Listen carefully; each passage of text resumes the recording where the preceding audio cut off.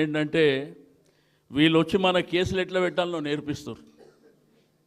ఈ 2 ఏళ్ళ తర్వాత ఆడదాం, మరి ఎట్లా డ్యాన్స్ ఆడాలనో అట్లనే ఆడిపిస్తాం బిడ్డ, గుర్తుంచుకోండి. 2 ఏళ్ళ తర్వాత ఎవరు వస్తారు? మనమే వస్తాం కదా.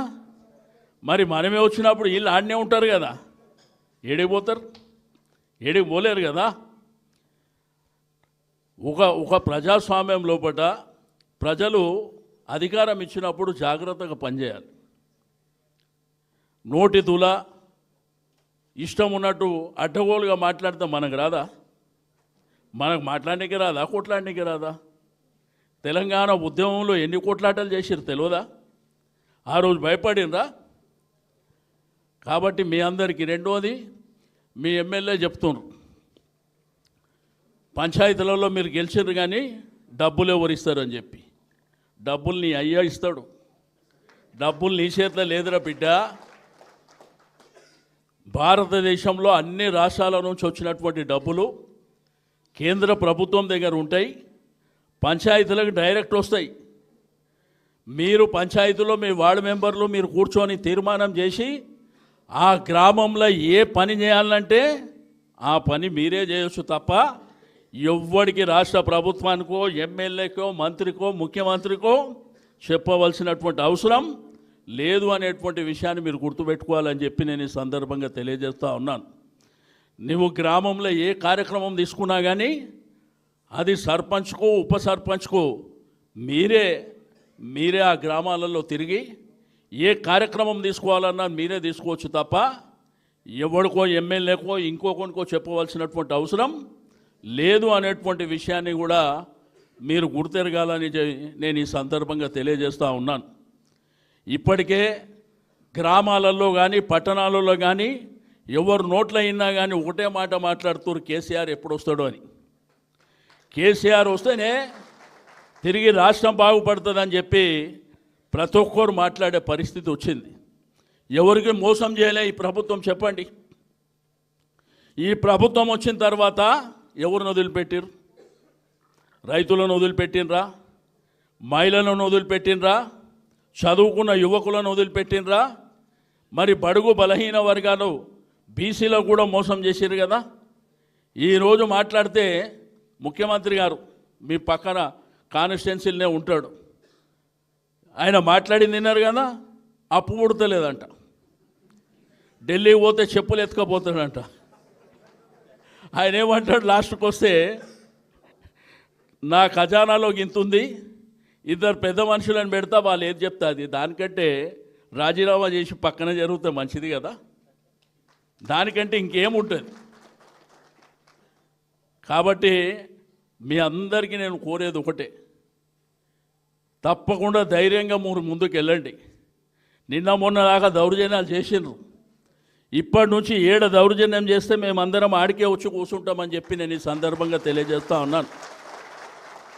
అరే ఎవరికి భయపడవలసినటువంటి అవసరం లేదు. పుట్టిన ఒకరోజు సస్తం ఒకరోజు. మన తల్లిదండ్రులే మనకన్నిటికంటే పెద్ద. ఎవడో కుట్టంగాడు వచ్చి మన మీద దౌర్జన్యం చేస్తే వాడు 1 కొడితే 10 కట్టే శక్తి మనకుంది. ఈరోజు మన వైపున ఉన్నది ఎవరు? కేసీఆర్ గారు. కేసీఆర్ అంటే తెలంగాణ రాష్ట్రానికి, తెలంగాణ ప్రజలకు శ్రీరామ రక్ష అనేటువంటి విషయాన్ని నేను ఈ సందర్భంగా తెలియజేస్తూ ఉన్నాను. 65 సంవత్సరాలల్లో ఏ రోజన్నా కరెంట్ 24 గంటలు వచ్చిన సంఘటన ఉన్నదా? తెచ్చిండా ఎవడన్నా? రెండోది అరిగోస, తాగడానికి నీళ్ళు లేవు, సాగునీరు లేదు. బావి కాడికి పోతే చెరువు ఎండిపాయ, బావి కాడికి పోతే బావి ఎండిపాయ, చెరువు కాడికి పోతే చెరువు ఎండిపాయ. తాగడానికి బుక్కడి నీళ్ళు లేవు. బిందెలు పట్టుకొని కిలోమీటర్ల దూరం తిరుగుతుంటే కేసీఆర్ గారు, నా ఆడబిడ్డలు బిందెలు పట్టుకొని కిలోమీటర్లు తిరిగే అవసరం లేదు, మిషన్ భగీరథ ద్వారా ఇంటింటికి నీళ్ళు ఇస్తా అని ఇచ్చిండా లేదా? కరెంట్ 24 గంటలు ఇచ్చిండా లేదా? రైతు బంధు అనే కార్యక్రమాన్ని తెచ్చి సంవత్సరానికి 10,000 రూపాయలు ఇచ్చిండా లేదా? మరి ఆ రోజు ఇచ్చినటువంటి కరెంటు, ఆ రోజు ఇచ్చినటువంటి నీళ్లు, ఆ రోజు ఇచ్చినటువంటి రైతు బంధు ఎందుకు బంద్ అవుతుంది ఇప్పుడు? ఎందుకు బంద్ అవుతుంది? ఒకసారి మనం ఆలోచన చేయవలసినటువంటి అవసరం ఉన్నది. ఈరోజు మాట్లాడితే అబద్ధాలు. షాదీ ముబారక్, కళ్యాణ లక్ష్మి అని ఈ భారతదేశంలో లేనటువంటి ఒక గొప్ప కార్యక్రమాన్ని ఆడబిడ్డ పుట్టినప్పుడు మరి మన ఇంట్లో బిడ్డనో చెల్లెనో పెళ్ళికి వచ్చినప్పుడు బిడ్డ పెద్దగా అవుతుంది, పెళ్ళికి వచ్చింది, కానీ మన ఒక జీవితాలు అంతంత మాత్రమే ఉన్నాయి. ఆమె కట్నం పెట్టాలంటే చాలా ఖర్చు అయితే అంటే ఆ రోజు కేసీఆర్ గారు ₹1,00,000 ఆడబిడ్డ పెళ్ళికి ఇచ్చినటువంటి మాట వాస్తవం కదా? ఇచ్చింది మన దగ్గర ఉన్నది కదా. అదేవిధంగా గ్రామీణ ఆర్థిక వ్యవస్థ బలోపేతం కావాలని, కుల వృత్తులని బ్రహ్మాండంగా ప్రోత్సహించాలని అనేకమైనటువంటి కార్యక్రమాలు వారు తీసుకున్నారు. పిల్లలు బ్రహ్మాండంగా చదువుకోవాలని గురుకుల పాఠశాలలు తెచ్చాడు, బీసీ వెల్ఫేర్ పాఠశాలలు తెచ్చాడు. ఈ విధంగా అనేకమైనటువంటి కార్యక్రమాలు చేసిండు. కానీ కేసీఆర్ గారి ప్రభుత్వంలో ఇది జరగలేదు అని ఎవరన్నా గుండె మీద చేసుకొని చెప్పమని చెప్పండి. అనేకమైనటువంటి కొత్త కార్యక్రమాలు. కానీ ఆ రోజు ఏంటంటే కొన్ని నియోజకవర్గాలలో మా ఎమ్మెల్యే మమ్మల్ని సరిగ్గా చూస్తలేడని, మా ఎమ్మెల్యే సరిగ్గా మాట్లాడతలేడని, మా ఎమ్మెల్యే ఓడిపోతే మంచిదని కేసీఆర్ గారు మాత్రం ముఖ్యమంత్రి ఉండాలి, ఎమ్మెల్యే మాత్రం ఓడిపోవాలని కొన్ని జాగాలలో కొంతమంది ఎమ్మెల్యేలను ఓడగొట్టుకున్నాం. మరి ఎమ్మెల్యేలు ఓడిపోయిన తర్వాత కేసీఆర్ ముఖ్యమంత్రి కాలేడు కదా. ఈరోజు కేసీఆర్ గారి నామరూపాలు లేకుండా చేసే శక్తి ఈ దేశంలో ఎవరికన్నా ఉందా? ఉన్నదా? ఎవడని చేయగలుగుతాడా? సెక్రటరేట్ బాగలేదంట.